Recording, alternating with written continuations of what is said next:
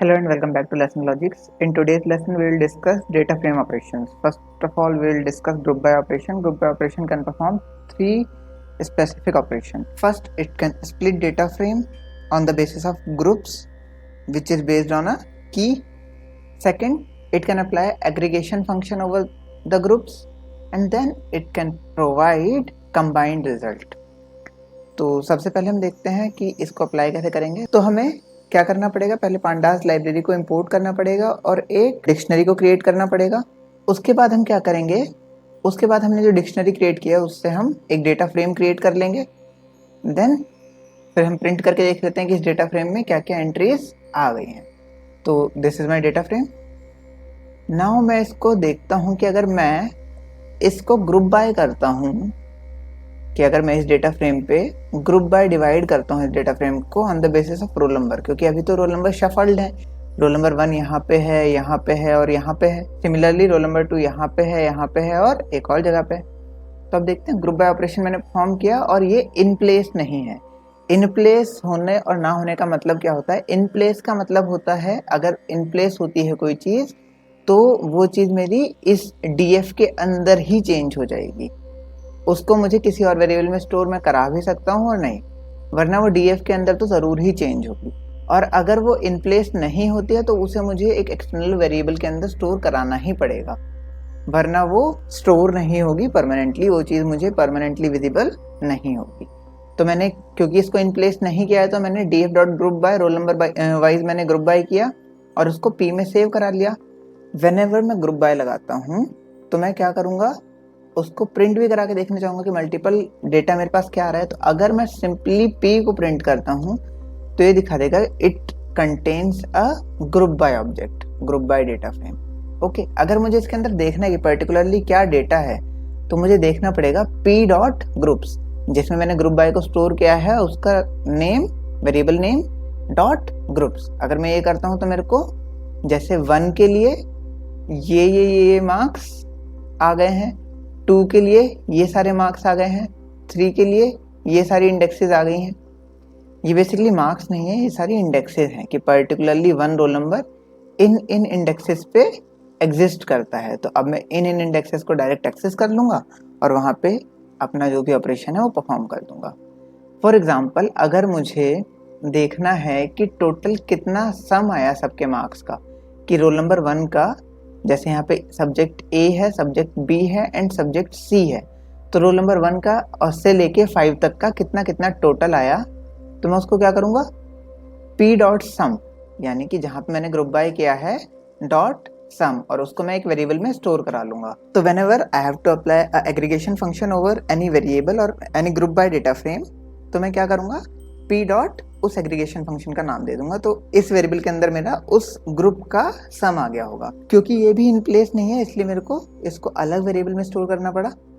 ठीक, अब मैं p डॉट सम करके देख लेता हूँ। नाउ प्रिंट दिस, तो मेरे पास ये रिजल्ट आ गया। अगर मुझे इसका मीन करना हो तो मैं इसको सम की जगह मीन भी अप्लाई करके उसको प्रिंट करा सकता हूँ। मुझे जो भी एग्रीगेटर फंक्शन यहाँ पे लगाना हो मैं वो एग्रीगेटर फंक्शन लगा के इसको देख सकता हूँ। Now next topic is sorting.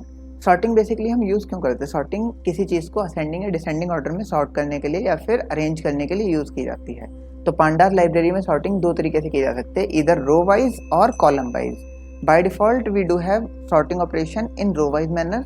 So Panda provide two type of sorting functions. First is sort value, second is sort index. Sort value performs sorting on the basis of data items present in a particular data frame, and sort index sorts the data on the basis of indexes. First we'll see sort values. So here we have the syntax of sort values. So to sort something, first of all we have to print what is there in df.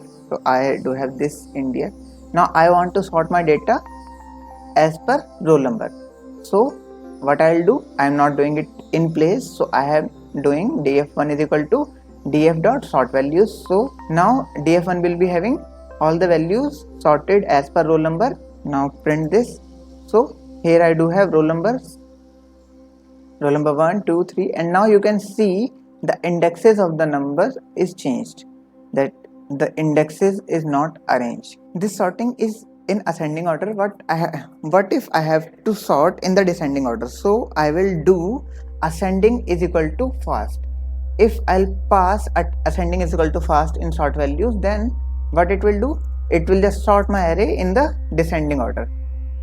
Okay, now you can see I do have roll number in a descending order. Now let's see what happens if I'll do df.sort values and that is also in place. So I have stored df in df3. Now I'll print df3 and sort the values in place. So currently I am having these entries in df3. Now after sorting in place, I do have df3 in this manner. Okay. Now sort by index. Sort by index also have in place and ascending descending operation. What is there in df? Df is this. Now I want to sort as the indexes are not sorted here. So I want to sort these indexes in a particular order. So what I'll do, I'll just store it in df4 and df.sort index I'll perform. Then it will just perform sorting on the basis of index. Now what I'll have a data frame with all index sorted in an order. Okay. If I have to sort the index in descending order, then I can pass here ascending is equal to false, and if I have to do it in place, so I can pass here in place is equal to true. Okay, by default in place is equal to false and ascending is equal to true. Now what if I have to rename the index? So as I have the data frame over here, df, the index is 0, 5, 10, 1, 6. Now I want to rename the index number 0 as ZERO, index number 1 as ONE, and index number 5 as FIVE. Integer data into a string data. So I can use df data frame name, then dot rename. उसके बाद मुझे इसमें पास करना पड़ेगा indexes कि मुझे कौन कौन से इंडेक्सेस का नाम चेंज करना है. Now I am running it. What is there in df5? df5 will be containing 0 in place of number 0, FIV string in place of 5, and ONE1 in place of number 1. Okay, what if I have to delete rows from a particular index? So I can use data frame name dot reset underscore index function dot drop and then those indexes which I have to delete. So let's see df. Now I have to delete 5th and 10th index. So what it will delete? It won't be deleting these two indexes. It will be deleting 0, 1, 2, 3, 4 and 5th. This index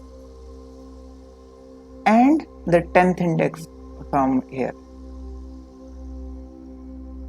This index. Okay. Now let's see.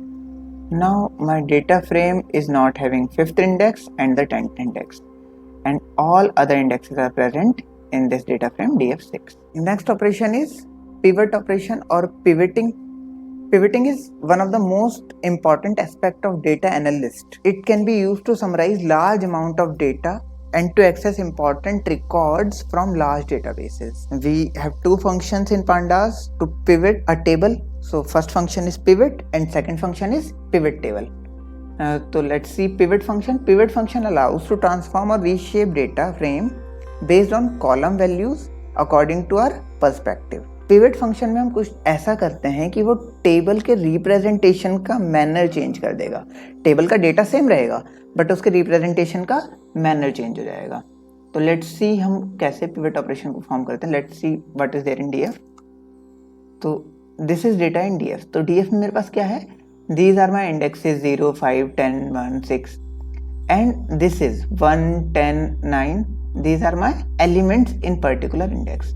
Now what I want, अगर मैं ये चाहूँ कि roll number 1 यहाँ पे आ जाए, उसके subject यहाँ पे आ जाएं और मार्क्स की एंट्री पर्टिकुलरली मैट्रिक्स फॉर्म में आ जाए.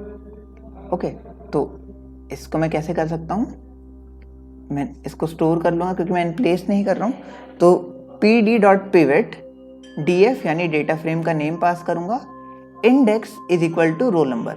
जिस बेसिस पे मुझे इंडेक्स रखना होगा मैं उसको इंडेक्स में डाल दूंगा, जिस बेसिस पे मुझे कॉलम रखने होंगे उसको मैं कॉलम्स में डाल दूंगा, और जो मुझे वैल्यूज रखनी होंगी वो मैं वैल्यूज में पास करा दूंगा। तो now let's see what is there in my pivot. So अब देखिए, इतना बड़ा डेटा फ्रेम था मेरे पास, अगर मैं इसको ऐसे एनालाइज करता तो मेरे को ज़्यादा डिफिकल्ट हो रहा था विजुअलाइज करने में भी।